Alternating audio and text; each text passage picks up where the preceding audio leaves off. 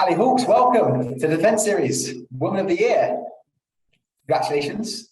Thank you. Thanks for having me. Great to be here. No worries at all. No worries. Obviously, like a massive accolade to get something like that. What does a daily routine look like of someone PhD winner or holder, Woman of the Year? What does your daily routine look like?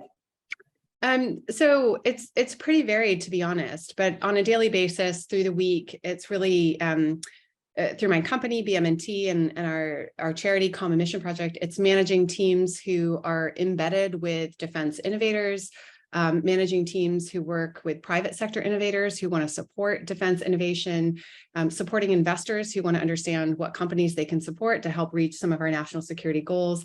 Also building networks of allies, specifically across the Five Eyes, inside and outside of defense, who want to help us be ready for the next conflict. And then kind of doing all of that, that's in the day, and doing all of that against having a toddler and 3 amazing stepchildren. So the daily routine is pretty structured enough to keep all of those things going, but flexible to be able to focus on urgent things. So every day is really different. Yeah, sounds like you've got your hands full. Yes, definitely.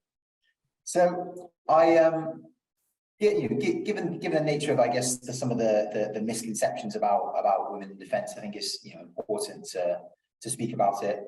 So how do you find being a woman in defense? Thanks for the question. I think, I've thought a lot about this because I know we're doing this on the occasion of for International Women's Day. And I came to it from a couple of angles. So one of my first reactions, whether right or wrong, is, well, I've never been anything other than a woman, so I don't really know what the control variable is. Yeah. But my own unique experience of being a woman in defense is I've been hugely supported throughout my entire career in defense and security. So I've had incredible advocates and allies, have built really great ecosystems. I think part of it is based on the work that we're doing is really needed work and people really get behind it. So I've been, I want to say, a bit of combination of luck and timing, extremely hard work. I guess with the issues you have faced then, and like the roadblocks that you've come across, what do you think the main ones are, and how have you overcome them? I think the roadblocks really have to do with a couple of things. So the structures of the systems in which I exist, so defense and security, and then the work that we're doing. So I haven't really had obstacles in terms of, I don't think, being a woman. Big obstacles, acquisition and procurement, being the co-founder of a startup, professional services company startup, trying to work with government, there's some major obstacles. I would say there are 2 big obstacles. And I think for a lot of people, they're transposed. For me, though, the biggest obstacle is requirements in defense and national security. So my observation, a lot of times, when people think about innovation or even solving problems, they tend to find solutions and then try to find a problem it solves. So a solution in search of a problem, which is really problematic. And so when we think about how requirements are built, especially for kind of major defense acquisition programs, we tend to think of these perfect assumed solutions and then kind of march our way slowly towards building them over several years. Now, for the smaller things that we tend to look at in terms of innovation, where we have JHub and the DIU and DASA and all of the other innovation hubs, the Rapid Capability Office, OCTO out of the Navy, we're looking for emerging technologies to solve problems now, but we tend to still get the requirements piece wrong. So in terms of working with customers, one of the biggest things I see, one of the biggest obstacles systemically is the way that we think about requirements is we tend to think about a perfect assumed solution in search of a problem. If we change the paradigm to asking ourselves what I think are the 2 most important questions, which is what is the problem and why should I care, then we start to really understand what problem are we solving and for whom are we solving it for, and why is it so important? And then what I think is also really crucial is the problem progressible? Like, do enough people care about it for the problem to progress in order to de-risk investment in a solution? So I think requirements is the biggest hurdle to writ large innovation, but to also the experience I have as a company working with defense and security. The second biggest hurdle we overcome is acquisition. So there's a lot of progress being made. I think that a lot of people say acquisition is the biggest problem. I think it's definitely a problem, maybe penultimate, but it feels there is and hopefully commercial X is going to kind of change the paradigm around that and the way that we think about acquisition. But one of the most difficult things is trying to work with a government and someone really wants to buy you, but they don't know how to do it. And Yeah. so it gets lost in this, oh, well, I'll find my commercial officer to do it. The commercial officer doesn't quite know what problem the buyer is trying to solve. And also I think that we get stuck in the fact that we all use, not we all, I say collectively, kind of use the same authorities to buy things over and over, even though we have authorities to buy things really differently and flexibly and faster, but we tend to go a really traditional route because we're really risk averse, because we're paying with taxpayers' money, but also we don't want to get in trouble legally. So I think there's a fundamental shift that needs to occur in acquisition, which is how do we get contract officers and how do we get people to think about problems really differently? Now they're doing this a little bit in the US, which at the Defense Acquisition University, which is an entire acquisition university for people who are buying things for the Department of Defense. So there's 167,000 people who buy things for the Department of Defense, just the DoD. And they go to a Defense Acquisition University and they use the programs like Hacking for Defense, our academic program, Hacking for MOD, this mission-driven entrepreneurship to think about how do we solve problems differently. So when we get someone who wants to buy things, how do we think about acquisition and procurement differently? I think those are the two biggest obstacles I faced in terms of being a company, but again, kind of bringing it back to being a woman in defense. I haven't faced major obstacles. I get mansplained probably once a week on things. But other than that, I don't see that as a major obstacle. I see it as a minor irritant. But otherwise, I don't have any major obstacles that I faced as a woman. No, I mean, so that's good to hear. I guess when we're talking about, because it is such a common theme, you know, so many people have spoken about that kind of procurement process, actually solving the problem. There just been so many cogs in the chain. You know, so either talking about, you know, the DoD, which is obviously absolutely massive, or even the MOD here in the UK. Do you think we're making progress? Do you think we're better than we were, I don't know, a decade ago? So yes, definitely. I think we're better than we were. There's definitely been acquisition reforms. I think Andrew Forzani led an acquisition reform. And then there are initiatives like Commercial X that Charlie Forte are leading. And I think those have real promise. I think they're engaging the right people. They're getting a lot of people in the room to understand what they should do. I think that there are a couple, there are two big issues. One is that we haven't yet acknowledged the operating environment, and our budget and economics has drastically changed in the last decade or so. So we have smaller budgets, less people, and more complex operating environments. So the operating concepts are still built around long-term acquisition programs. And then the other side of the pendulum are these short-term pilots, which we see, you know, can be really helpful in learning about a technology or a problem through DASA, through Innovate UK, through JHub, things like that. But we need to build a new operating concept that includes acquisition that we can put into play in real time. That's not 30-year cycles, but 3-year cycles. If that's happening, I don't know yet. I hope to learn more about Commercial X, but I think that it ties to an observation and a conversation we've been having inside BMNT, especially our co-founder and CEO in the US, Pete Newell, which is, it's not just about what's happening inside defense, it's also defense's ability to build better technology that can survive and scale. So having a role to play and being able to scale the companies outside of defense. You know, we tend now to think of that as, okay, we'll give them investments for higher TRLs. So things like the NSIF, for example, will invest, or InQtel, looking for things that are a little bit higher TRL. Now, lower technology readiness levels, you have places like DASA, maybe JHub, maybe not so much there, maybe the Rapid Capabilities Office out of the RAF, and Army Innovation Command. But one thing that we're not looking at is, okay, so we'll give those people a little bit of money. How do we actually scale those companies so that they have technology we can rely upon, so that increases the viability of us and the government adopting that technology in order to retain or regain our competitive advantage? I think that's the piece that's missing in terms of acquisition, is we think that by acquiring something or even giving a grant, we're building up this kind of, I would say, allied innovation ecosystem with companies, but companies cannot scale on pilots alone. And so when we focus our investment at too high of a technology readiness level, we miss the organic capabilities that exist, but don't necessarily have the investment. but I also don't think is in the psyche of the government to realize that they're responsible for helping scale these companies. Because if we don't scale them into viable companies, then we can't adopt their technology long term. So I think there are changes being made. I think that we have to completely change the operating model again from a 30-year life cycle to something that's a 3-year life cycle that we need to think about in terms of an operating model. Yeah, no, it's really interesting, and there's certainly been things that have happened within like UK defence in the past years where people have, they've almost been a bit ahead of the game and they've developed this technology, but then they haven't then won the contract and they've then got into financial difficulties. And it's a really interesting point. It's like at what is the government's responsibility to get the company, profitable so it can survive, so like you said, so you can build the technology. I guess is slightly off piece, but it's something I seem to be asking people, more and more. It feels like it's inherently almost like a problem with capitalism to a certain extent. It's we're very proud in the Western world, we're very free. The capitalism has done so much good things, but it's like when people are competing against each other for contracts. Inevitably when we talk about innovation, it feels like collaboration is such a key part of that.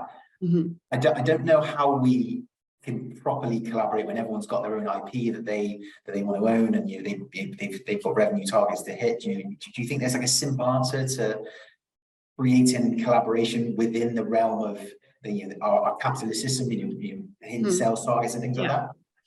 So I think it's I think it's a really good point. And Paul Hollingshead, who's runs Anduril over here in the UK, did a fantastic article. He's been writing quite a lot of stuff on LinkedIn that I think is really good, where he is really encouraging defense to be much more focused. So do not lose the competition. There's no way that we should be awarding these major acquisition things, in the tens of millions, hundreds of millions, just to one person because they're the prime or because they've always done it. We have to allow for that disruption to occur. So we have to have that competition, because it means that everyone is trying to innovate at pace to be, the most advanced and to be the most competitive. So I don't think we should lose that component. I think that in terms of the IP, I think that at times it's over-indexed on, and at times it's underappreciated by MOD of how much IP means to a company's ability to scale and have a viable revenue model. So I think the IP position of the government should be a little bit more flexible. So a lot of times they want to own your IP or any iteration of something you've done with them, they then want to own the iteration of. Now, I haven't really ever seen the government take IP that's been generated from an iteration and ingest it into something that they've then developed further, or they've been able to exploit the IP themselves with their own resources. So I'm not sure there's a use case for them to own the IP all the time. I do understand in terms of when we're thinking about, to your point, capitalism, you want people to be able to do, be able to participate in different markets. I think there are policies in place in the US, CFIUS here, FERS, that ensures that the kind of type of nefarious activities, there's a mitigating factor against with those policies, that, Anduril is not going to go and sell things, or Palantir, they're not going to go and sell things to China or governments that aren't within our allied ecosystem. So I think those policies are robust enough. So I think that the IP can be a bit relaxed on the government side. There's also the issue of primes owning some of the IP when they work with subcontractors. Now, there's a lot of pressure on primes right now to have really diverse ecosystems of SMEs. Now, we're one of those SMEs that primes want to work with, because we we kind of check a lot of boxes, but also we're really good at what we do. And so we contribute to their ecosystem. Now, it's not always tenable for us to do business with the primes, because the terms and conditions are way too onerous, and the IP requirements are way too onerous for us to be able to scale as a company. So we don't want to chip away at our IP and give it away to all of these primes that we work with, and then we're left with nothing. So I think that there's something to be done on the terms and conditions on the government side. There's also something to be done on the prime side. Now, the flip of that is that if you are a startup in defense, a dual use tech startup in defense and national security, both in the US and the UK, the markets that I know the best, you will not be able to scale if you do not partner with a prime. It's really hard to go it alone unless you are a Palantir, unless you are an Anduril and you have a massive amount of investment, you're doing something really differently, or Rebellion in the US. But if you're like a company like mine, or you're starting out and you're a small to medium enterprise that is not getting a ton of venture-backed funds, you have to partner with a prime in order to scale. So there's this kind of symbiotic relationship. We have to coexist. I Yeah. think competition only makes all of us better, but I think some of the terms and conditions could actually enhance that collaboration to kind of achieve the strategic outcomes of defense and national security. Yeah, no, it's a really interesting point. And I think, when we speak about like innovation and it feels like certainly within the last 12 months, there's been a massive ramp up of pressure on defense, I mean, all the buzzwords you normally hear, innovation, pace, scale. Do you think defense ever can be like those Silicon Valley companies? Do you think they will ever get to that stage of pace and scale innovation, given the realms that they work in? And if so, how do you think we do get there? So no, I don't think they should be like those writ large. They're designed to govern at the end of the day. And so what we don't want is with some of our most cherished principles of democracy, people like pivoting, learning fast, iterating, failing fast on really core values, our democratic values. Now, kind of coming out a little bit, I think on the things that we need in order to protect our values. Yes, I think we can adopt some of the ways of working that are best practices out of Silicon Valley or other markets, other areas. But I think the rub here is, so the example I have, and I've been thinking about this a lot, I've noticed in the last 5 years, there's a lot of transformation going on across the government. And a lot of it is around agility, agile transformation. Now, we've seen agile transformation work in really big corporations and to huge success. And for me, it's a bit of a no-brainer in government. Yes, like let's be more agile and let's do things. The one thing that I think is different, well, not that I think is different, I know is different between industry and the government is we have different structures again. So we have to take into account things in government we don't have to take into account in industry. So I don't think we need to try to be like those Silicon Valley companies, which, Silicon Valley is the most effective killing field in the world. Like not that many companies survive. We don't really want that necessarily with the government. But what we want to do is take the best practices and be able to adopt them where appropriate. So I think that some of the questions that we're not asking I've seen across defense and security is, what problem are we trying to solve for with transformation? Do we have a productivity problem? Do we have an efficiency problem? Do we have a ways of working problem? And then what type of things do we know that can solve this problem that people will use? So desirability, that the organization wants solved, viability, and that like technically can be done with people's jobs, feasibility. So yes, I think we can adopt some of those things. I think we have to be really clear of, well, what problem is it solving? Why we are adopting these types of things. But I think it's no bad thing for the workforce to be exposed to the best practices across industry that people can develop a really good tool set and really become ambidextrous. So if they want to do something on one project, they know, hey, on this, we should be using a Kanban, or for here, we need to do market research, or here we need to do Scrum, and to be really clear about when is the appropriate time to use the appropriate tool. To me, that would be transformative in government. So I think that we can adopt some of those things. Do we need to be like those organizations? No, because structurally we're entirely different and we have different missions. So I would say that kind of sums up my answer to it. I guess the follow-up question to that then is do we even need innovation in security defense at all? Yes, I think we do. I think it means a lot of different things to a lot of different people. So in our work, especially, innovation can mean, coming up with an entirely new thing. For example, something DSTL or this new ARIA agency is going to do, like something like DARPA in the US, like innovation could be coming up with GPS, for example, for the first time. Innovation to others is solving or doing something new in a different way. Or for us, it's really about getting a solution into the hands of the end user at pace to a validated problem. So it means a lot of different things to different people. I think the overall sentiment around innovation of, do we need it in defense? Absolutely. I think, do we need to do things differently? Do we need to be aware and nimble to do those things differently? Absolutely. I think Iraq and Afghanistan showed us a lot of that, and we learned a lot of lessons. But when we look at the kind of, if we look at the system that we're in globally and the type of adversaries that we have, and we have a resurgence of geopolitics, we're also trying to fend off, the development of certain infrastructures with China. How do we develop sensors, for example, in the US? How do we develop them internally? Also, how do we on a cyber scale, and then in space, all of these different domains that we're now fighting in require us to be more innovative than ever and faster than ever to retain our competitive advantage, because the way that our state is structured is very different from the way our adversary states are structured. So the government can't just control all of industry and say, put all of your focus on developing this so we can have a competitive advantage. Comes back to your point on capitalism. It's this free market. You can develop what the signals are that are coming out of government. So I think it does require us to be much more innovative than our adversaries to be able to have that competitive advantage within the structures that we live in.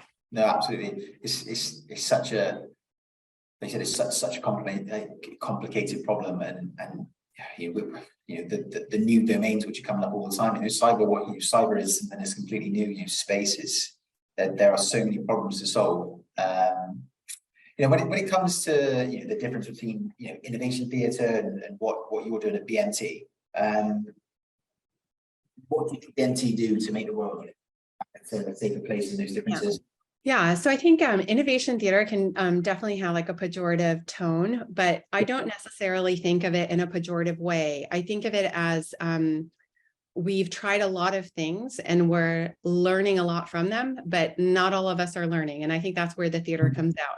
So to me, innovation theater is solutions in search of problems, as I mentioned before, spending a lot of money without asking really what problem it's solving. So the way that our company kind of approaches, Pete Newell, again, my co-founder here in the UK, his time kind of being a commander on the battlefield and understanding, doing investing and working in Silicon Valley and working in startups, is taking a problem for granted is the most common point of failure for startups, companies, and commanders. And that's really, I think, the driving force of the work that we do with our customers is trying to peel away the, don't worry so much about spending money yet. Don't worry so much about the solution. What we want to do is really interrogate your problem. And I think everyone on every PowerPoint always has that slide, that Einstein quote where he says, if I had an hour to solve a problem, I'd spend 55 minutes thinking about the problem and 5 minutes thinking about the solution. Yeah. I think the way that we help our customers move away from innovation theater is a ruthless focus on the problem. And so a lot of right now, when innovation, there's a lot of money being spent in experimentation and demonstrations and kind of incubators. Yeah, sure. And the way that we look at it is that's really great, but there are a lot of outputs and inputs that need to get to that point where you're doing that pilot or you're doing that demonstration or experiment. And then there's information coming out of that needs to be plugged into something to increase the propensity of transitioning into the enterprise. Now, what I notice is a lot of innovation starts in that pilot and experimentation of, oh, this is a really cool technology. Let's experiment with it, which is an amazing momentum and attitude to have. But if that's the first point of investment, if I visualize it, and we talk about the valley of death a lot. To me, starting there at experimentation is starting about 6 feet ahead of falling off the valley of death. Yeah. What you want to do is start way back there and get a runway so you can run and hop over and clear the valley of death. So the way that we help our customers, which I think is really different, is we start way on the left-hand side. So we're trying to understand, making sure you do not have an anemic pipeline of challenges, people, ideas, policies, processes to work on, then validate those really rigorously to determine, one, is this even progressible to go into something that could be demonstration? Two, is it worth working on? And is it a validated problem? Or did you just describe a symptom of a problem? So what we do with our customers is de-risk investment in a solution from a very early stage. So there's an incredible amount of work done. So by the time you get to an experimentation or exploitation, you have a problem owner, you have a commercial, the key enablers on board, and you increase your rate of transition and you understand what the adoption readiness level is of the organization to take on your solution. So that's one of the ways that we help our customers really focus and move away from innovation theater, which is like, oh, I want this cool missile to launch here and go there. And you're like, but what problem does it solve? It solves a problem for you. It's really fun. But for the overall organization, maybe doesn't solve a problem. Yeah, no, it is really interesting, and I do wonder, and I'd be interested to hear what your thoughts are. I think we're hugely proud of the UK military and the US military. You've got some of the best fighting people in the world, and the way that they operate in combat. They are great problem solvers. But it does seem to be when it comes back to, you know, when we're on our shores and we're Yes. designing, you know, the latest thing, we become monolithic. And I wonder why that is. Is it, you know, when you mentioned earlier, is it because it's taxpayers' money and we're a little bit worried? Is there something, is there a big problem in that? No, I'm glad you raised that. So we've been thinking about that a lot as a company. And so a couple of things I'll reference is something that you said, you know, we have the bravest, the best armies in the world now. An MIT Army officer called Bruce Jetty said that to the vice chief of the Army way back when, at the start of the war in Afghanistan, when there was a newspaper on a table and there was a picture of a soldier going into a cave with a grappling hook. And the vice chief was saying, we have the bravest army in the world. And by the way, this is a Harvard Business Review case study. So I'm not saying anything out of turn. And Bruce Jetty said, yeah, we have the bravest army, but we also have the stupidest. We should have a robot clearing those mines. We shouldn't have young soldiers doing that. And I think that's a really good vignette to think about what you've just said, is the pressure in wartime has forced us, as we've seen throughout World War I and World War II and other wars, is that you tend to have great innovation, especially tactical innovation, but definitely innovation of capabilities. And what we all really want is to still feel that pressure to be able to innovate in peacetime. And so the difficulty when you said, do we become monolithic? I don't think we become monolithic. I think we lose a bit of our North Star, that kind of existential, you know, people are dying every day. How do we solve this problem? I'll do whatever it takes. And I'm going to be myopically focused on it. We lose that ruthless focus on it. What we're doing in my company at BMNT, both in the US and the UK and Australia, is we're responding to that gap that you just pointed out by developing with our customers innovation doctrine. So if you think about it, we go to Afghanistan, and the character of war has changed as a counterinsurgency. And so we develop counterinsurgency doctrine, hearts and minds. Now, when we're in peacetime and we're thinking about innovation, why would we not have a doctrine? So when we think about people across the MOD and national security, what we want to do is we want everyone to be really innovative and entrepreneurial. The bottom line is not everyone is innovative and entrepreneurial in government. And in fact, government tries to like weed out some of those people, but they definitely exist. So why don't we nurture the people for whom that exists by giving them a doctrine? So if they have time to do it, if they want to be innovative, they have a guide rail they can reach out onto to understand how to do it across the enterprise. So it's not these disjointed efforts. We have, I mean, honestly, in the MOD, I'm so impressed. I absolutely love working with our customers because they're amazing. And they make these heroic efforts, pushing boulders up a hill to like get a capability adopted or built or try something new or to disrupt something. And they're exhausted. They're so burnt out. And you say, how did you do that? And they go, I don't know, but I cannot do it again. Like, that's not what we want, right? We want an entire workforce being able to be innovative in a way that's not pushing a boulder up a hill. And to do that, we need a doctrine. So I think to answer your question, the answer for us based on the problems our customers have, and you said it really well, of like, do we just become monolithic in peacetime? Well, we do a little bit. We don't have that pressure, but what we can do to mitigate that is have a doctrine that everyone can grab onto and innovate across the enterprise. Yeah, no, it's a really interesting point. And I guess to take it back to you a little bit, given all the many issues we've described in defense, why did you choose to work in it when you could have done so many other easier jobs? Oh my gosh. I mean, I'm very mission driven as a person. I think I always have been. I'm a dual citizen, so my mother's English. So I've always kind of hopped my life between England and the US. My brother was in the Navy. My dad was drafted into Vietnam. So I don't necessarily have a military family, but I definitely have grown up with an awareness of service. Especially, I was very heavily influenced by my brother's service in the Navy and seeing the people and his colleagues around them and how dedicated they were to our security and providing for other people and being really selfless. So really impressed with that. And just kind of thought, you know, I want to be a part of that too in some way or another. My PhD looked at the transition from military to civilian life. And it was really interested in that. And then kind of from that have always just been interested in politics, international politics, and that defense and security piece has always just had a natural interest for me. But also knowing now with BMNT and Common Mission Project, what we're doing is really striving to make the world a safer place, but to help our customers and to help our government be better. And I think it gives all of us a sense of purpose to be mission driven. So Yes, sure, I could have done easier things. I probably would have been bored out of my mind. But this is a job that I come to every day, and is kind of a different problem. But also, I think we can tend to be really cynical about government, like, oh, they're really slow and like they don't really do much. But when you look at the people, I mean, the people I work with across the national security organizations and MOD, I mean, you'd be hard pressed to find a better group of people who are working extraordinarily hard to do things for the greater good. And like, that is what makes working with BMNT so rewarding and kind of gets us out of bed every day.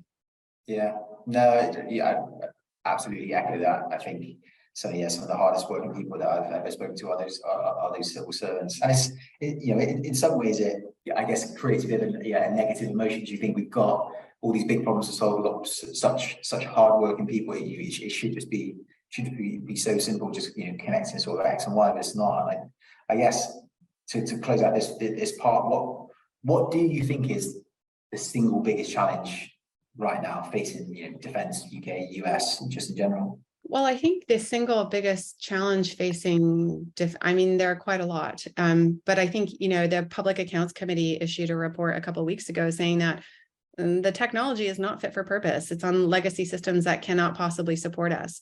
So while it's really exciting to think about AI and ML and buying really fancy, shiny tech, I think the biggest problem is we have to go back to the basics and be really honest with ourselves that we actually need to get our core systems in a place that allow us to have a technological advantage in order to adopt newer technologies like AI and ML. So based on the things that I read, in the Telegraph published an article 2 weeks ago, the Army has 2 days of ammunition left. I mean, I think we have some pretty big problems facing us, but I think it's going back to the core, especially from the technology point of view. When I read that Public Accounts Committee report, I would say that's probably one of the biggest problems facing defense. But again, I'm not an insider, so I'm sure people would have much bigger problems than the ones I just mentioned. Yeah, no, I think that's, funny enough, the question is almost the answer, isn't it? I think that there are so many problems. That's almost a problem in itself, and goes back to what you're saying about we don't have that one doctrine at the moment where it's like this is the thing we're trying to solve, and we're engaged in. The world is such a massive, complicated place. There's so many domains. It's very hard to have that. What would you say to someone just getting into the arena? What would be your words of wisdom for navigating this crazy defense space that we live in? Do your discovery. That is the advice I would give. Discovery is the heart of what we do as a company. And it's a tenet, coming back to that kind of best practice, Silicon Valley, getting out of the building, customer development. Yeah. But I think getting out of the building and talking to people and understanding, why do you want to be in defense? Where do your skill sets? What are your skill sets? Being really honest with yourself. Where do they fit in defense? Where do they add the most value? And where would you feel the greatest sense of purpose? Because I do think working with the government is about having a sense of purpose and being mission driven, and trying to understand where you can add the most value really comes from talking to as many people as you can and understanding what people really do in defense and where you can support. So I would start out and say, there's a really good article out there by Ian Newell about 1,000 cups of coffee. And it was about him. He was coming out of the Army and trying to figure out what he wanted to do as he transitioned. Yeah. And so he had 1,000 cups of coffee. And he said, the first, 1 to 200, I kind of found out what I didn't want to do. I learned a lot. I was a little bit naive. From like 200 to 500, I started to really clarify and by the time he got to 1,000, he really understood his skill sets, how people viewed him, what his experience meant to other people, and then found an area at Big Bear AI where he could really excel and absolutely loved his work. So I would say follow his example and have 1,000 cups of coffee and try to nail down where you fit best.